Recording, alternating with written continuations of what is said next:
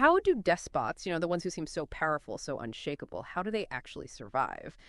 We tend to think their iron grip makes them invincible, but today we're doing a deep dive into something quite different.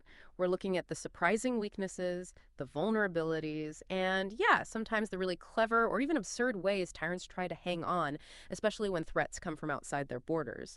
The source material we're drawing on gives this, well, fascinating, sometimes pretty chilling look into their world. It uses historical examples, cutting-edge research, and our mission today is really to unpack this paradox, why tyrants who look so strong are often, much weaker than they appear, and how all those efforts to stay safe internally, how that can actually backfire and make them more fragile against external enemies. You might think, well, authoritarian regimes must have an advantage on the battlefield, right? Like they just command, people obey, no questions asked. Well, what's really fascinating and kind of counterintuitive is that while they might look strong, this intense focus on internal enemies, which so many tyrants have, it can make them particularly vulnerable to foreign threats. It's almost a self-defeating strategy in some ways. There's that old saying, I think, attributed to Chiang Kai-shek, first pacify the interior, then resist the external threat. Sounds logical, but for tyrants, the reality is much, much more complicated than that simple phrase suggests. Okay, so before we get into the weaknesses, what are those things that make us think autocrats have an edge? What are those perceived advantages? Well, one big thing you often see is what researchers call lower casualty sensitivity.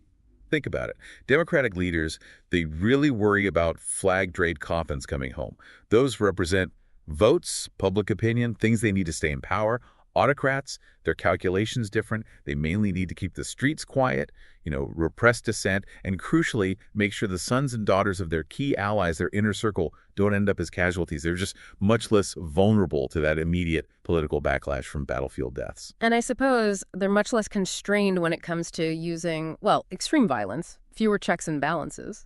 Absolutely, and that's a key point. Modern dictatorships can deploy extreme violence with far fewer constraints. Democracies, they're not incapable of brutality, of course, but they typically have courts, a free press that can expose potential war crimes, and, at least a realistic possibility of accountability down the line. The sources we looked at mention a specific case from 2023. An Australian Special Air Service member arrested for murder. This came after an inquiry found special forces had purposely killed Afghan civilians. The state even encouraged people to come forward. Right. Now, can you imagine something like that happening in, say, Putin's Russia? If their Air Force bombs a civilian target, maybe waits for the doctors to arrive, then bombs again. It simply wouldn't be reported on state TV. Nothing would happen. No accountability. So, okay, high capacity for violence, low sensitivity to casualties. That does sound pretty formidable on paper. But you said these advantages are often outweighed. And this is where it gets really interesting, isn't it? Where the internal focus starts to hurt them externally, the self-inflicted wounds of internal control. Yeah, the sources really hammered this point. Whatever advantage tyrants might seem to have, it often disappears when you factor in the cost of what's called coup-proofing. And these coup-proofing measures, they can absolutely gut an army from the inside, make it pretty ineffective against a real external enemy. When we talk about coup-proofing, we mean all those things a dictator does, often driven by paranoia, to stop an internal overthrow, right? Like creating separate security forces loyal only to him, promoting officers based on loyalty over skill, maybe even deliberately weakening army units so they can't pose a threat. Exactly. And that raises the crucial question. How does this obsession with internal security, with coup-proofing, directly weaken the military when it has to face an external threat? The Great Purges under Stalin back in the late 1930s, they offered just a devastating example of this. Let's dig into that a bit. Mikhail Tukhachevsky, one of the Soviet Union's most brilliant military minds, a top general. The sources say he was tortured by the NKVD, Stalin's secret police, beaten until he signed a confession, then put on trial in June 1937. Can you give us a sense of just how widespread this terror was? It wasn't just a few top generals, was it? Oh, no. It was on a completely different scale. A level of paranoia that's hard to grasp. Stalin literally saw enemies everywhere, even where none existed. The regime actually set quotas for people to be disposed of. One single order called for arresting 268,950 people. Think about that. 193,000 were destined for forced labor, the gulags, and 75,950 were slated for execution. Nikolai Yesov, he was the head of the NKVD at the time, he would send these albums of names to Stalin for review. 383 albums containing something like 44,000 names. They even set up a dedicated slaughter room right across from the Lubyanka prison in Moscow, designed for efficiency, with logs to catch bullets to slope floors so the blood could drain easily. It's horrifying. And it wasn't just the military figures or political opponents. It spread much wider, affecting ordinary families. Absolutely. Thousands of women were imprisoned just for the crime of being married to the wrong man someone declared an enemy of the people. Children, even as young as 3, could end up in prison camps. The fear was palpable. Even the judges carrying out the sentences were terrified. Like Corps Commander Avambulov, he sentenced Tukhachevsky. He reportedly wondered aloud if he'd be next. And was he? He was. Found guilty and shot just over a year later. Between 1937 and 1938 alone, Stalin's NKVD arrested 1.5 million people. Most were never seen again. Tukhachevsky was one of them. Shot at 10:35 p.m. on June 11th, 1937. So you have the Red Army's best, most experienced officers just wiped out, purged, replaced by people chosen for loyalty, not competence. The regime even bragged about it. What did this do to the Soviet Union's ability to actually defend itself? Well, domestically, Stalin's power became absolute. All power centered on him. But the cost was enormous. This extreme disruption, this gutting of the military leadership, it put the Soviet state at profound risk from the outside. And it's widely seen as one of the main reasons the Soviet forces performed so incredibly badly initially when Nazi Germany invaded in June 1941. The army was essentially hollowed out from the inside. Its brain, its experience gone. The paralysis of fear in the military. Okay, so the purges are one massive factor. But even without mass executions, there's this psychological impact, right? The sources talk about soldiers being more afraid of their own government, their own commanders, than the enemy soldiers they're supposed to be fighting. That seems like a huge problem for actually winning a war. It truly is. It creates an impossible bind for generals in these highly politicized militaries. If they lose too badly, they become a liability to the regime. And that often means death, not just getting fired. But here's the twist.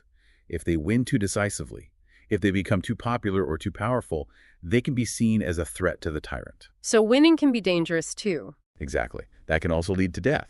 So with the stakes being literally life or death based on political perception, not just battlefield results, military leaders have this incredibly strong incentive to, the sources say, lie, exaggerate, and shift blame to cover their mistakes. Wow, that's quite a dynamic. Can you give an example of that kind of lying in action, where fear trumped truth? Yeah, the Battle of Kursk in 1943 is a stark example, one of the biggest, most decisive battles of World War II. On the southern front, the Red Army actually had a big numerical advantage. Hundreds of Soviet tanks versus maybe a third as many German tanks. But the Germans won a huge tactical victory there, destroying something like 15 Soviet tanks for every one they lost. A massive loss for the Soviets in that sector. So what happened? How was it reported? General Nikolai Vatutin, the commander, was apparently terrified of Stalin. Utterly terrified. So he refused to report the scale of the defeat back to Moscow. Instead, he basically fabricated a story of a fierce, drawn-out battle where both sides suffered terrible losses. He made it sound like a costly stalemate, not a rout. And this wasn't isolated. This kind of systemic line driven by fear became widespread, battle after battle. And you can see how devastating that is for overall military effectiveness, right? If the leader at the top has no accurate picture of what's actually happening on the ground, how can they make sound strategic decisions? It becomes impossible. And sometimes it's not just lying. The fear leads to complete inaction, total paralysis. Precisely. There's an interesting comparison from the first Gulf War. Saudi forces were fighting alongside American Marines. The Marines faced tougher resistance in some cases, but they advanced much faster. Why? A key reason identified was that Saudi commanders often felt unable to make decisions in the heat of battle. They were constantly looking over their shoulder, waiting for orders from superiors. They were apparently so afraid of making the wrong call, of getting blamed, that they effectively did nothing, just froze.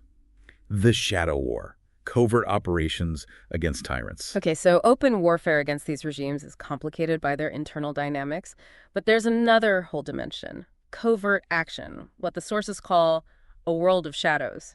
External powers trying to target despots secretly, maybe even after publicly ruling it out. This must seem incredibly tempting for policymakers, but I imagine it's also incredibly risky. Oh, it's hugely attractive to policymakers. There's a political scientist, Lindsay O'Rourke, who wrote a book called Covert Regime Change.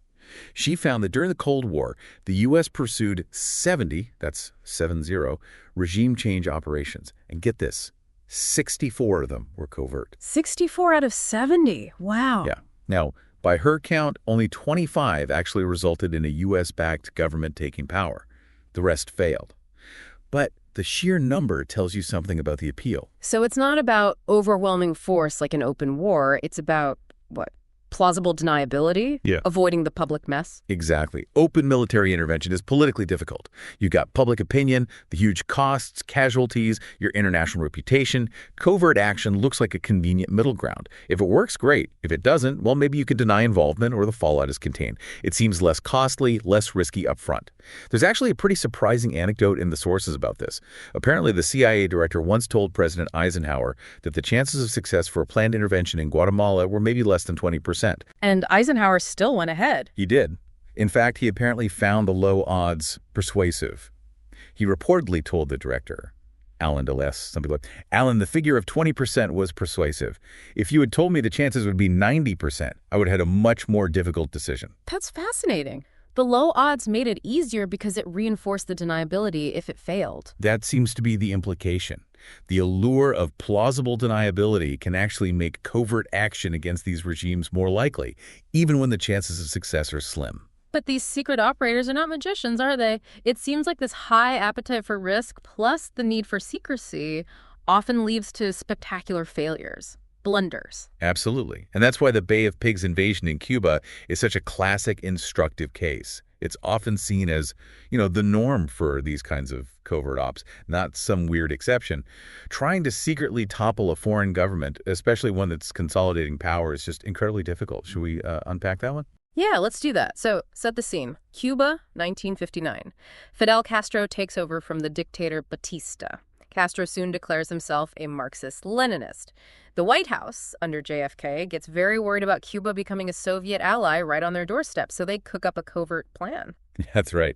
The core idea was to train Cuban exiles, mostly in Florida and Guatemala. Americans would provide support, training, logistics, but the exiles themselves were meant to be the invasion force, the tip of the spear, as they put it. A really critical part of the plan was knocking out Castro's small air force on the ground before the invasion started. So the CIA took some American B-26 bombers, painted them to look like Cuban military planes, and flew them from Nicaragua to bomb Castro's airfields. Okay, sounds like a plan. But then, almost immediately, as the invasion force landed at the Bay of Pigs, things started to unravel, didn't they? Catastrophically, right from the start.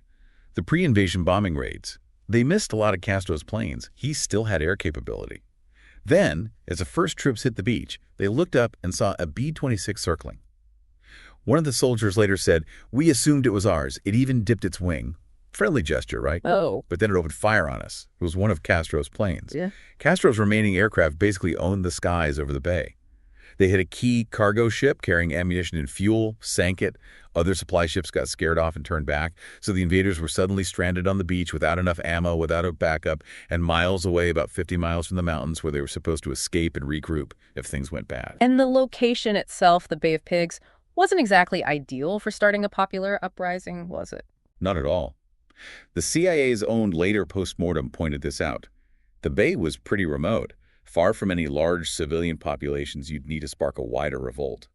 And crucially, the whole area was surrounded by this huge swamp, the Zapata Swamp, the largest in Cuba. So even if ordinary Cubans wanted to join the invaders, it was physically almost impossible for them to get there. So total disaster, an abject failure. But the U.S. didn't just give up on getting rid of Castro, did they? Kennedy apparently doubled down. They didn't. Kennedy authorized a follow-up covert program, Operation Mongoose, led by his own brother, Attorney General Robert F. Kennedy. RFK was apparently determined to succeed, telling officials that finding a solution to the Cuban problem was the absolute top priority of the U.S. government. His words were something like, "No time, money, effort, or manpower is to be spared." And this led to some, well, pretty bizarre schemes. Oh yeah, some were almost comical, if they weren't so serious. They apparently considered dusting Castro's shoes with thallium salts. The idea was it would make his iconic beard fall out, hoping to undermine his image. Someone at CIA seriously proposed spraying the area around him with a hallucinogenic chemical right before a big speech. You're kidding. Nope. And then there were the direct assassination plots, multiple ones, an exploding cigar, a diving suit contaminated with a fungus designed to give him a nasty, debilitating skin disease, even a plan to plant explosives inside a brightly painted seashell in an area where he liked to scuba dive, hoping he'd pick it up. Incredible. It sounds like Wile E. Coyote trying to catch the Roadrunner. And obviously none of these worked. Castro died of old age in his 90s. So what's the big lesson here from this whole Cuba saga? Well, Robert McNamara, who was Secretary of Defense at the time, later admitted they had been hysterical about Castro. I think what it shows is that it's not just tyrants who can make irrational, sometimes absurd decisions when they feel threatened. Their opponents, whether they're democratic leaders or even other dictators, can fall into exactly the same traps, especially when operating in secret, under pressure. The Bay of Pigs, the follow-on plots in many ways, that's the reality of covert regime change. It's messy, prone to failure, and incredibly difficult to pull off successfully, especially in secret. A tyrant's survival kit. Defensive strategies against external threat. Okay, so if external powers aren't all-powerful puppet masters, and covert ops often fail, let's go back to the tyrant's perspective. They're facing this dual threat, right? Big powers might target them just for being tyrants, but their own aggressive actions could also spark conflicts with neighbors. And we know losing a war is really dangerous for them. The sources say almost 30% of leaders who lose a war face violent regime change afterwards.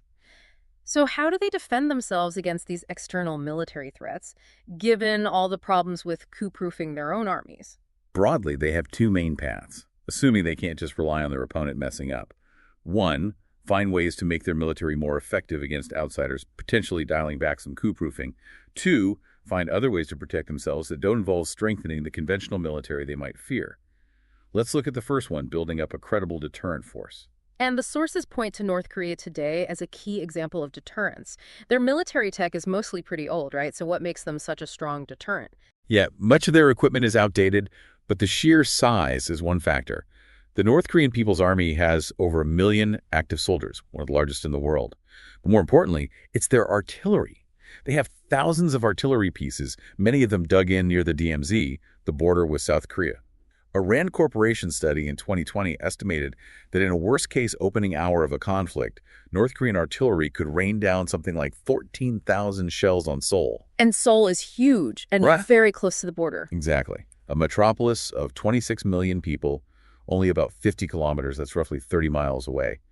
Rand estimated those first-hour casualties could be anywhere from, say, 87,000 up to 130,000 people just in the first hour. That threat of turning Seoul into a sea of fire, as they sometimes put it, creates an enormous deterrent. Everyone knows a war with North Korea would mean catastrophic casualties right from the start. Okay, so massive conventional deterrence is one way, but there's an even more powerful deterrent, isn't there? The ultimate one. Yes, weapons of mass destruction. WMD's chemical, biological, or the ultimate prize, nuclear weapons. These are so incredibly destructive that leaders pursue them because they offer a massive deterrent punch without forcing the dictator to undo all their careful coup-proofing. You only need a relatively small number of loyal troops to handle and potentially deliver these weapons. And crucially, WMDs generally can't be turned against the regime itself from within. Rebels aren't going to detonate a nuke in their own capital to overthrow the government. It doesn't work that way. So WMDs look like a very attractive strategic substitute for conventional military strength, especially for these heavily coup-proof states. The sources mention Iran, Iraq under Saddam, Israel, Libya under Gaddafi, Syria, all having pursued WMD programs. But actually getting them, especially nuclear weapons, that's not easy, is it? No, far from it. As nuclear weapons expert Nicholas Miller points out, developing nukes secretly is extremely hard. It invites intense international scrutiny, sanctions, maybe even preventive military strikes. But here's where the irony kicks in again. The very things dictators do to stay safe internally, the coup-proofing, can actually undermine their ability to get these ultimate weapons. So? Developing advanced tech like nuclear weapons requires competent, functioning, stable institutions. Scientists, engineers, complex project management, secure facilities. But many autocracies, especially those built entirely around keeping the leader in power, actively discourage strong, independent institutions. Anything that could potentially constrain the leader or develop its own power base is seen as a threat. So the state capacity just isn't there. Often, yes. Yeah. It can make it impossible for some tyrants to actually build the bomb, even if they desperately want it. And Gaddafi's Libya is presented as a prime example of this, right? A sort of catastrophic incompetence driven by the regime's nature. It really is a perfect, if tragic, example. Gaddafi's Libya wasn't just brutal, it was incredibly dysfunctional. Everything revolved around his personality, his whims. He was apparently deeply suspicious of higher education, especially in science and tech, saw universities as breeding grounds for opposition. Now, Libya had oil wealth, huge potential to build state capacity from almost nothing back in 1948. Its per capita income was tiny, illiteracy was over 90%. So the money was there. The money was there. But Gaddafi seemed determined to dismantle even the weak state structures that existed, because he saw any independent institution as a threat to his personal rule. So what happened when he tried to get nuclear weapons? Well, Alfred Brautighammer wrote a book, Unclear Physics, detailing this. Libya's institutions were just not capable of handling complex projects. Simple paths were difficult, let alone a nuclear program. So Gaddafi tried to buy his way there. He literally tried to buy ready-made nukes off the shelf from China. Yeah. Beijing reportedly told him, sorry, China got the bomb through its own efforts. We believe in self-help. Classic. He tried to buy materials, tech, scientists from all over Argentina, France, India, Pakistan, the Soviet Union, even the U.S. and Egypt. Nothing really worked. Even when they managed to buy some equipment or hire foreign scientists, they struggled to use them effectively. And Gaddafi's hyper-personalized system meant he couldn't even properly monitor what the scientists were doing. He never got close to building the bomb because, fundamentally, he had prioritized internal security over everything else, including the competence needed for this external security project. He traded one for the other. Okay, so deterrence might fail, WMDs might be out of reach. What if a tyrant realizes their coup-proof military is losing a war they can't avoid? The sources suggest they might have to do the unthinkable, reverse some of those coup-proofing measures. That sounds incredibly risky. It's a huge gamble. It means deliberately making your military more effective, which also potentially makes it more of a threat to you. You're trading security in the opposite direction. Less protection against internal enemies in exchange for a better chance against foreign ones. Saddam Hussein, during the long Iran-Iraq War in the 1980s, provides a compelling case study here. Initially, it was a classic coup-proof disaster for Iraq. The war was incredibly hard for his soldiers. Generals were paralyzed by fear of Saddam. Saddam himself was micromanaging tactics down to apparently ordering the specific size of trenches. And Iraqi intelligence, so focused on spying internally on ordinary Iraqis, on the military itself, that on the eve of the war, they supposedly had only 3 officers assigned to gather intelligence on Iran. And only one of them actually spoke Farsi. Wow. That's textbook coup-proofing leading to battlefield failure. Absolutely. But then, as the war dragged on and Iran started gaining the upper hand, the threat calculus changed for Saddam. The external threat became bigger than the internal one? Exactly. Before the war, his own military might have seemed like the bigger danger. But when Iranian forces pushed deep into Iraq, and even Baghdad started to feel threatened, Saddam had to reconsider. An analysis based on memoirs from an Iraqi general suggests Saddam gradually realized he needed actual military professionals. He started listening to their advice more often. The intelligence apparatus was also redirected. From almost nobody working on Iran, by the final year of the war, there were reportedly over 2,500 people focused on gathering intelligence about the enemy. And did rolling back some of that coup-proofing work? It seems it was enough. Enough to professionalize the military sufficiently to fight Iran to a stalemate. It ultimately kept Saddam in power, which was his goal. Now, it also meant his military probably did become a bigger potential threat to him internally afterwards. But that was a risk he had to take because the immediate existential threat from Iran had been pushed back. So that's adjusting the military. What if a tyrant can't or won't do that? Or maybe it wouldn't make enough difference. Are there non-military ways to handle external threats? Yes, absolutely. The most basic, though perhaps least appealing, is simple acquiescence. If a powerful external state that could genuinely topple you makes a demand, you might just have to do it. Cave in. Obviously not ideal for the tyrant. It shows weakness, reduces their autonomy. A potentially more elegant solution is diplomacy, trying to talk powerful states out of being hostile, or maybe giving them something else they value. Access to resources like oil or uranium, opening up markets, maybe offering strategic real estate like control over a key shipping route or an airbase. The sources use a really interesting example involving 2,498 meters of concrete runway near Afghanistan. You must be talking about Uzbekistan after 9/11. Karimov, the Uzbek dictator, he was known for being incredibly brutal, wasn't he? Infamous for torture, like that case of Muzaffar Abazov, whose body was returned boiled. Just horrific things. Yet the U.S. started pouring money into Uzbekistan. That's right. Despite his appalling human rights record, Karimov's Uzbekistan suddenly became strategically vital. It agreed to let the U.S. and its allies use and significantly expand the Karshi-Khanabad Air Base K-2. It was known as for operations in Afghanistan. Suddenly, high-level U.S. officials were visiting Tashkent. Secretary of State Colin Powell went in late 2001. Karimov himself met President Bush at the White House early the next year. They signed agreements, strengthened ties. So the U.S. needed the base badly enough to overlook the abuses? Essentially, yes. Because the airbase provided so much value for the war effort in Afghanistan, the U.S. government became, let's say, very reluctant to publicly criticize Uzbekistan's human rights record too loudly. So Karimov, far from seeing the U.S. as a threat, cleverly turned America's strategic need into an asset that actually helped solidify his grip on power. He played the game well. Okay, so diplomacy and strategic concessions. Then there's the ultimate external security blanket for a tyrant, isn't there? Getting a major power to actively shield you. Yes. This is where the tyrant's external security isn't really guaranteed by their own military, but by the presence of a powerful foreign military stationed right there in their country. The sources point to several petrostates in the Middle East as examples. Think about Al Udeid Air Base in Qatar. It's the largest U.S. military base in the entire Middle East, hosts thousands of American personnel. Now, if another country wanted to invade Qatar or topple the emir, they wouldn't just be facing the Qatari military, they'd be facing the U.S. military. And the calculation changes dramatically, doesn't it? Who wants to pick a fight with the American military? Maybe you'd risk fighting Qatar's forces, but the U.S., probably not. But that creates a really tricky situation for the country providing the security, like the U.S. in this case. On one hand, huge leverage, right? Arms sales, a massive base for projecting power. But there must be big risks, too. Precisely. Two huge risks stand out. First, the risk of escalation. The whole point of basing troops there is usually deterrence, assuming the presence itself prevents attack. But that's not guaranteed. Things can go wrong, miscalculations happen, and suddenly the protecting power finds itself dragged into a war it didn't necessarily want.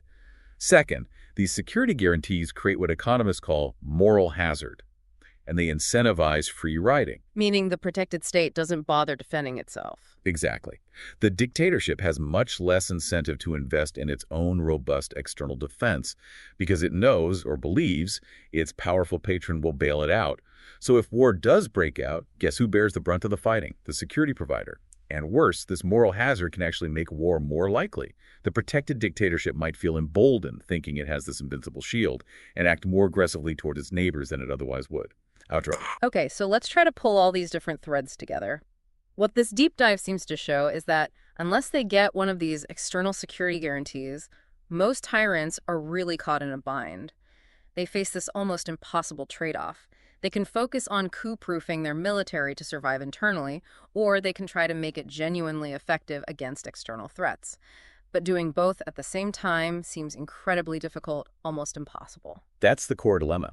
And WMDs seem like a way out, but as we saw with Gaddafi, they're really hard to get, often because the very paranoia and lack of institutional trust needed for coup-proofing makes building them impossible. Right. And even the other strategies, diplomacy, alliances, getting external protection, they all come with their own dangers and complicated trade-offs, not just for the tyrant, but for everyone involved. And this really connects to the bigger picture, doesn't it? All these strategies we've discussed, the purges, the systemic lying within the military, the covert ops against them, the desperate search for deterrence or alliances was the common thread. They're all focused almost entirely on the immediate survival of the tyrant and the regime, staving off the next imminent danger, whether it's internal or external. So while the despot is busy with all these maneuvers, juggling internal and external threats, what does that mean for the actual people living under their rule, the vast majority? It generally means their needs are neglected. Because everything the regime does, every decision, every resource allocation, it's ultimately filtered through the lens of keeping that one person, or that small group, in power. So things like economic well-being, basic services, justice, human rights, they often take a back seat, or are actively suppressed if they conflict with regime security. And this neglect, this repression, it builds up resentment. It means that without necessarily choosing to, these tyrants expose themselves to widespread popular anger. Anger on a scale that could eventually boil over into mass protests, maybe a violent uprising, or even a full-blown popular revolution. So maybe the greatest existential threat to a tyrant isn't actually that foreign army marching across the border or the CIA agent with an exploding cigar. Perhaps it's the cumulative anger of the very people they've spent all their energy controlling, but whose fundamental needs they've ignored.